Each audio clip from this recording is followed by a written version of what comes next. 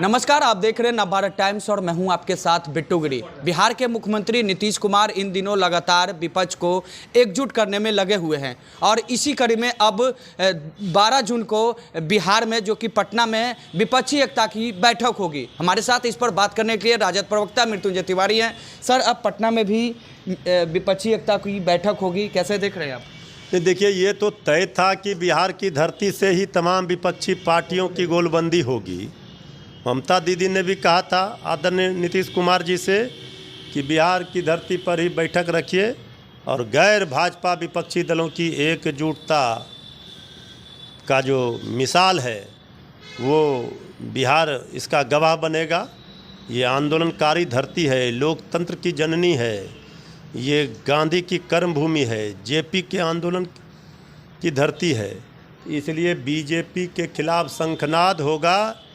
जून महीने में तमाम विपक्षी पार्टियों का जुटान होगा और भाजपा मुक्त भारत बनाने का संकल्प लिया जाएगा। कितने विपक्षी पार्टियां आएंगी इस बैठक? ये सब अभी समय है, सारे चीज़ों की जानकारी दे दी जाएगी। आप लोग भी इसका गवाह बनेंगे। आप लोग भी इस सारे दृश्य को कैमरे में कैद करेंगे। ये ऐतिहासिक विपक्षी एकजुटता का जो है ये ऐतिहासिक क्षण होगा और उसी दिन से भारतीय जनता पार्टी की उल्टी गिनती केंद्र सरकार की शुरू होगी। कांग्रेस के भी नेता आएंगे, राहुल गांधी आएंगे। सारे लोग, गैर भाजपा तमाम विपक्षी पार्टियां, उनके नेता, उनके प्रतिनिधि, सारे लोग आएंगे। अच्छा, आप लोग विपक्ष को एकजुट करने में लगे हैं, वहीं आज बीजेपी के द्वारा जितने भी जिले हैं वहां पर, राज्य में जिले हैं वहां पर बीजेपी 9 साल बेमिसाल मना रही है। अरे 9 साल देश की जनता का जिसने किया बुरा हाल, जिसने नौजवानों किसानों को कर दिया बदहाल, देश हो गया बदहाल, वो क्या उत्सव मनाएगी?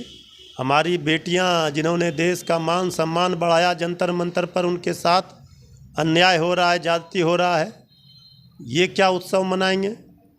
भारतीय जनता पार्टी को हिसाब देना पड़ेगा। पाई पाई का जुमलेबाजी और धोखेबाजी, जनता के साथ वादा खिलाफी लोकतंत्र में नहीं चलता है।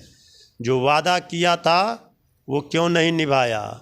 नहीं निभाया तो फिर आपका सफाया सत्ता से।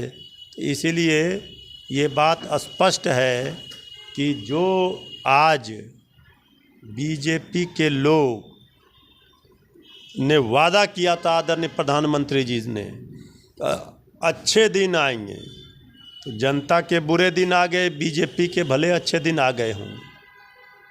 क्या क्या नहीं कहा गया था? 2 करोड़ नौकरियां, 15 लाख खाते में, कुछ भी वादा पूरा किया? हर जगह जुमलेबाजी नहीं चलती है, हर बार जुमलेबाजी से जनता झांसे में नहीं आती है। इस बार बीजेपी का सफाया तय है। एक आखिरी सवाल लेंगे, कल जिस तरीके से नया संसद भवन का उद्घाटन हुआ, ऐसे में आपकी पार्टी जो है संसद भवन को तुलना कर दी है ताबूत से, और आपके नेता तेजस्वी यादव है, उनको तो इस बात की जानकारी भी नहीं है। देखिए, तुलना तो प्रतीकात्मक रूप से किसी भी चीज़ का किसी से किया जाता है, तो तुलना तो ये हुआ कि इतिहास को दफन करने का जो केंद्र सरकार काम कर रही है, संविधान को, लोकतंत्र को दफन करना चाहती है। इसीलिए प्रतीकात्मक रूप से ये दिखाया गया कि ये देश चलेगा अपने संविधान से। संसद में अगर विपक्ष नहीं होगा तो वो संसद का महत्व नहीं होगा, वो संसद आवारा हो जाता है। राम मनोहर लोहिया जी ने कहा था। और कल जिस तरह से नए संसद भवन का उद्घाटन समारोह हुआ, वो लग रहा था जैसे बीजेपी का समारोह है, बीजेपी के भवन का उद्घाटन समारोह है। हमारी लड़ाई है, गैर संवैधानिक तरीके से कोई कार्य करेगी सरकार, अपनी मनमानी करेगी, हिटलरशाही तानाशाही रवैया अख्तियार करेगी, जनता के साथ जुल्म करेगी, तो विपक्ष का धर्म है सरकार को आईना दिखाना। तो सरकार ने आईना दिखाया, हम लोगों ने आईना दिखाया कि आज इतिहास को दफन करने का केंद्र की सरकार ने जो फैसला लिया, ये इतिहास में कभी नहीं भूला जाएगा। और जो आदरणीय महामहिम राष्ट्रपति महोदया जो एक दलित समाज से आती हैं, आदिवासी समाज से, उनके साथ जो किया, उनका जो अपमान किया, संवैधानिक रूप से उनको अधिकार था उद्घाटन करने का, उनसे नहीं कराया गया, उपराष्ट्रपति महोदय से नहीं कराया गया, तो ये कौन सा शासन चला रहे हैं?